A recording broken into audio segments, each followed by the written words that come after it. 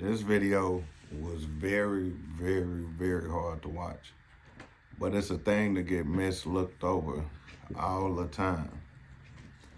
Too many times, over 50% of the time, 60% of the time, when men go through these situations with this custody battle thing, or they lose custody, or they get divorced and they have to split everything,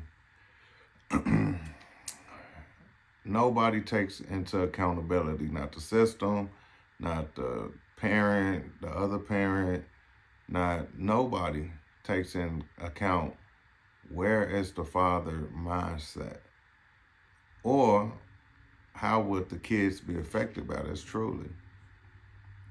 In this scenario with this dad here,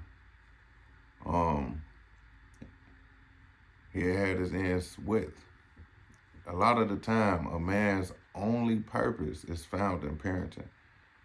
You understand? And I'm not trying to make this just...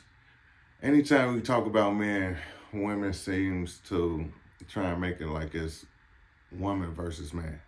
I'm not doing that. I'm just speaking about a man as a man for other men.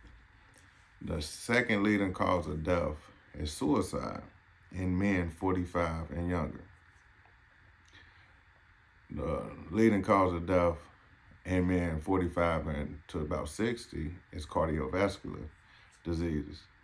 Because they keep trying to harbor in so much. Oh, man can't cry. Oh, he can't show this. He can't be vulnerable. So that's soft. That ain't masculine, you know. So you either too macho, you know, you'll go cry in the bathroom so everybody at the funeral don't see that you're wiping your tears.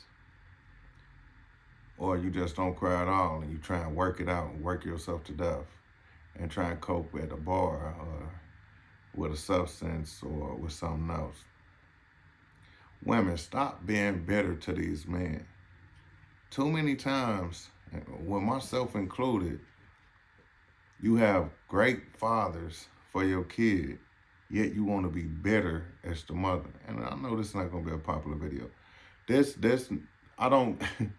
not going to be a popular topic, but it is a necessary one. We have too many men dying silently. The only reason this one is on camera and being circulating around right now is because he killed himself in the courthouse. If he killed himself anywhere else, it wouldn't have been that important. But men do this all the time, from being alienated from their children.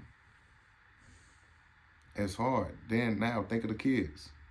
Now how the kids gonna feel about daddy on the internet shooting himself? As you can see in the video, he tried to explain how he was feeling. Then he gave up, he sat down, and he still was talking it out about how he was feeling. But if you look at the cops and the one in the background, nobody was ready for what was gonna happen. Because it's just a transaction. Everything else goes on about their day. But you constantly replaying that loss or that traumatic moment or, you know, that failure. Because at the end of the day, that's what it is. He felt like he failed himself. He failed to win and be the hero of his family. He failed to be present in a time where he thought that he was present. And so that was it. That was the last straw. You never know what a person really going through. But please take consideration into the situation. You do not have to leave bitterly. If it didn't work out, it's probably for the best. You know what I mean? Let them move on. You move on. Find a way to co-parent. And sometimes it takes time. Like I said before, a tree don't grow overnight. You got to plant a seed, cover it up, water it, nurture it, give it a season or two so it can do what it needs to. Don't rush it. Life is not a microwave. It's a crock pot. You got to put stuff in there, let it marinate, and come back and see if it's what you need to eat. Let things digest, like let things progress. Because it takes time to heal these wounds. You got people that been together, like my homeboy, his mom and daddy been together his whole life till he was like 17. Then they got a divorce. And the way that he had to deal with that, you know, going to dad's house. I want to be at dad's, you know, I love dad. But then I got to go to mom's, mom moving on. You know, dad kind of trying to pick up the pieces, but he see his dad like constantly going into work and, you know, that's trying to move it on. Like not really dealing with it, but just moving on.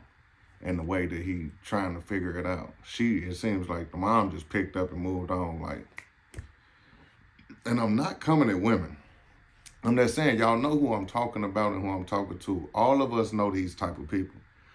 We got people that we just, family members, cousins, friends, associates, that we don't agree with the things that you're doing. And we need to say it to the people like, it's not right. Like, girl, quit doing that. Quit weaponizing them kids against their father. And there's a lot of these people that's coming out. They coming out like, look, my mom lied. Tough. It was a video. Type in on YouTube, my mom lied for 35 years on meeting my dad for the first time, and watch that video. Because you need to listen and hear the deadbeat part of the story. So I ain't gonna make this a long dread out video. I'm just, you know, my condolences to this man and his family. And I pray that his kids find some type of closure and healing. And I pray for them cops too. You know, everybody that was up there. The man that was just talking to him right before he killed himself. The other cops that was just sitting there and just didn't know they was finna have to spray into action. One tried to run, failed. The other one tripped over him. They weren't ready for that. They all gonna have to go through something mentally. And it's gonna take time, again. So be gracious with yourself. Life is precious. Remember that, man. Take your time with this shit, man. It ain't for everybody. And it ain't caked up to be what it needs to be. And it's getting worse some days. But you are enough. And we do have enough to do so. Win each moment.